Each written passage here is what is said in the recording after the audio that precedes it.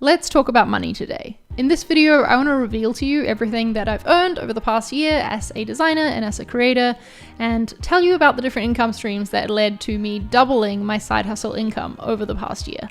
Now, we are going to talk real numbers in this video, starting with this one right here, £168,000. This is the amount that my business brought in over the past year, and in this video, I'm going to break down the income streams, both passive and active, that led to this number. If you are a designer or a creator yourself, then I hope that you find this video useful and maybe it'll give you some ideas of income streams that you could explore for yourself. And if you're just here because you're nosy and you want to know what I earn and where I got my money from, well, I think you're going to enjoy this too. Let's get into it.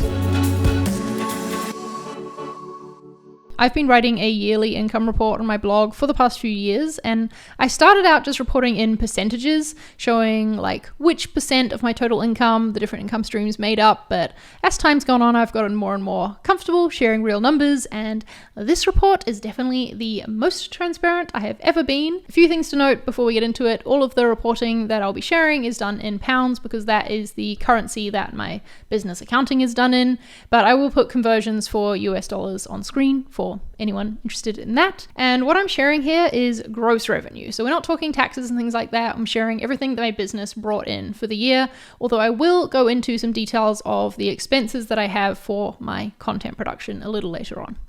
Okay, let's get into it. So overall, my income was up 25% on last year, so that's some good growth there. I earned £126,420 from my work as creative director at ConvertKit, which is what I call my main hustle, and then £41,580 from all of my side hustles. And it's that side hustle income that is up 112% on last year, which I'm really proud of. So I split my income into four main categories: design, content creation, community memberships, and products. So let's go into each one.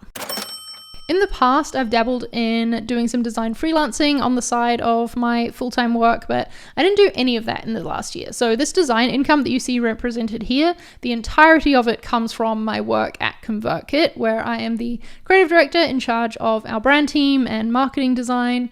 My salary accounted for £106,496. And then the remaining £19,924 in this category was profit sharing bonuses. So twice a year, the team at ConvertKit get to share in a portion of the profits that the company has made over the past 6 months. It's a really generous bonus system, as you can see, because it ends up with this kind of money sometimes when the business is doing well. I talked more about this in a video that I made about the bonuses and benefits that I've had throughout my design career. So if you want to watch that, I'll leave a link to that in the description, along with a video about my design salary history. So yeah, overall, this income category was up 9% on last year. Design income was, thanks to a raise that I had because the market rates changed for my role. And also this was the largest profit sharing bonus check that I've ever had too. Content income is where I think things get really interesting though. And as you can see, this makes up almost 90% of my side hustle income. And this is also the category that grew the most in the last year. It is up 174% on last year's content earnings. Within this category, there is a bunch of different income streams, and this is one of the reasons I think that I managed to double my side hustle income in the last year was from adding a bunch of new streams. So let's go into it. 51% of my content income, or £18,837, was from the channel sponsorship that I have with Figma.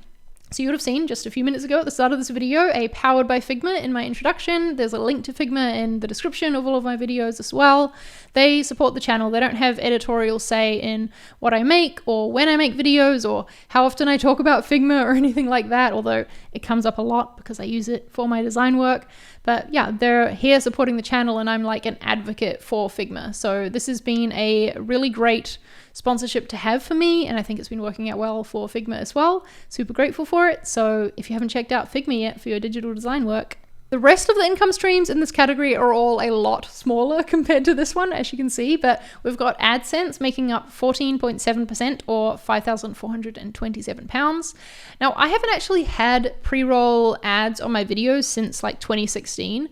So this here is just income generated from very old videos on my channel. And I'm not gonna lie, seeing this number has made me consider if I should turn ads back on again, because like, you know, this is a pretty meaningful amount. And imagine if I added in all of the videos that I've made in the like nearly 5 years since then. But for now, all of the reasons that I turned ads off are still true. I like to have complete control over the brands and companies that are represented alongside my videos. So yeah, we'll keep them off for now. I earned £3,123 from affiliate links, and the majority of this came from Webflow and Amazon. And this is very passive income, really. I just try and use my affiliate link every time I'm going to talk about a certain tool that I'm part of an affiliate program for.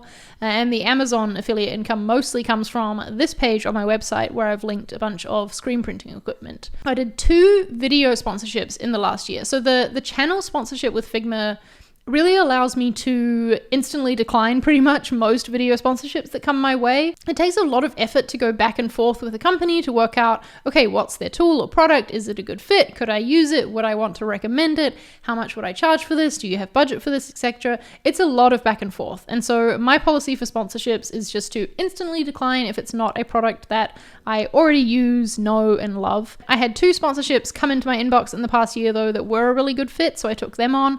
I did one for .store domains where I talked about designing a sales page for my font and getting it live on charliemarie.store. And then Hotjar, which is a website analytics and heat maps tool, sponsored a video where I actually investigated the conversion rate of that sales page and made some improvements. So those were both really good sponsorships, but looking at this number, earning £2,920, I feel like honestly, there's creators at my level charging like 3 times that for a sponsorship. And so I know I should probably increase my pricing on this.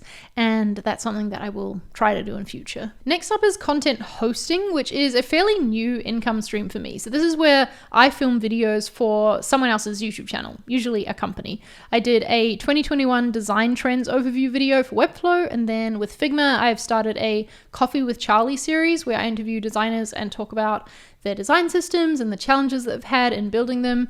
These are really fun to make because my role in these videos is hosting. So I'm the one who conducts the interview, records the footage, and then I send that off to the company to edit themselves. So yeah, content hosting, £2,796, that number was hard to read for some reason, is what that makes up, and it's been a fun new income stream. I've included speaking in this content income as well because giving a talk is basically like presenting content live, right? And despite it being a year where in-person events were cancelled, I managed to earn £2,356 from speaking. I was a guest in a live stream for Webflow. I did my self-promotion for designers talk at the UX Hustle conference and also at Figma's Europe Config conference.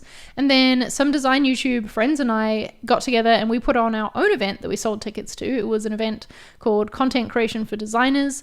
And once we split the ticket sales 5 ways, it worked out to be £341 each. So not like a huge moneymaker or anything, but it was a really fun thing to put on and work on together. And then the last little slice, the last 3.9% of this content income category is podcast sponsorships for Design Life. This is not something that my co-host Femke and I had done in the past, but we took on 2 sponsorships this year and my share in them came to £1,442. So we're already up to like 8 streams of income now, and there's still 2 whole categories to go. But I think this just goes to show how some of these income streams, although like individually they may not look like much, they all add up to like come together in the end. The next category is community memberships, and this is the category of income that honestly shrunk the most in the past year. It is down 22% to £2,833 total, and it's down because honestly I did not focus on it. The income in this category comes from my Patreon, the Design Life Patreon, and also Twitch subscriptions, which is new. I am super freaking thankful to anyone who has joined my Patreon or stuck around over the past year. It really, for me, exists now as like a tip jar, a way for people who are enjoying my content to show a little support if they feel so inclined. But I find the idea of making extra content for Patreon really overwhelming. Like, it's enough just to make content to upload publicly on my YouTube channel, my blog, the podcast, etc. Like, that's enough on its own, let alone thinking about making extra for Patreon. So that's the approach that I'm taking with it now, and we're doing the same thing for Design Life. So understandably, both of those not growing a whole lot these days, but that's okay. The Twitch income, though, is kind of exciting. It's only £97 that I've earned from Twitch, but it's cool that I've already had some people supporting this new live content that I've been trying. That's been a fun new addition this year. The last category that I have to talk about is products, and this is by far the smallest category. It's just £1,845, but it did grow 121% on last year. And most of this, £1,828, I believe, came from sales of my font, Grayscale. This is a digital product that I launched a little over a year ago. So all of the launch week sales were included in my previous year's income report. So this money here represents sales of my font that have continued to come through over time. It's earning me around £100 a month pretty consistently now, which isn't much, but my biggest struggle with products in the past has been consistency in sales past a launch. So I'm really, really proud of that, and I want to make more fonts and keep this going. Now, a big thing that led to me being able to earn so much more with my side hustles this year, I believe, has been the amount that I've invested in outsourcing for them. I've written a blog post all about this that I'll leave a link to if you want to read it, but basically I outsource video editing, podcast editing, content management, and admin so that I have time to continue making my content, like doing the important parts like the strategy and the filming and the teaching alongside my full-time job.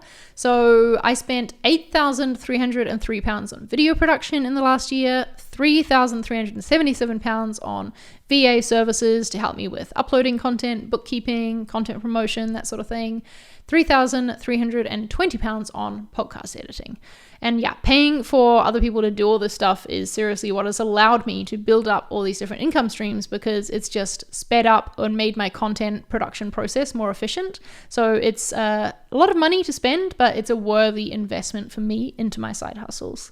Then I also spent £2,439 on software subscriptions in the past year, which really makes me want to dive into that more and check on it and make sure that I'm actually getting use out of all the software that I'm apparently paying for. And then £1,305 on equipment, which was mostly my streaming setup that I invested in this year, including this microphone right here. So there you have it. And here's my overview again of how all these different income streams fit together. My side hustles equated to 25% of my overall income for the past year, which is pretty cool. And if you want to read this report in more detail, check out the link to my blog in the description, as well as links to all of the past year's income reports as well, if you want to compare and contrast between them and get all nerdy like that. I hope that you found it useful to hear about all the different money-making things that I've been trying, and I want to thank you as well for your support, because just by watching this video and watching my other videos, you are making it possible for some of these income streams to exist. So thank you for your support and for sticking with me. If you have any questions for me about any of the numbers or the categories that I've talked about, please leave them down below in the comments. I'll be happy to answer them. And I'd love to hear too if there was a part of this that surprised you the most. Let me know about that in the comments below, and let's have a chat about it. If you are new to this channel, please consider hitting subscribe. I am a big fan of transparency and talking about money wherever I can, but usually my videos are about design and the design process, and I like to be very transparent about that as well. So yeah, hopefully you'll click subscribe, and I'll see you in a future video. Thanks for watching, and I'll see you next time. Bye.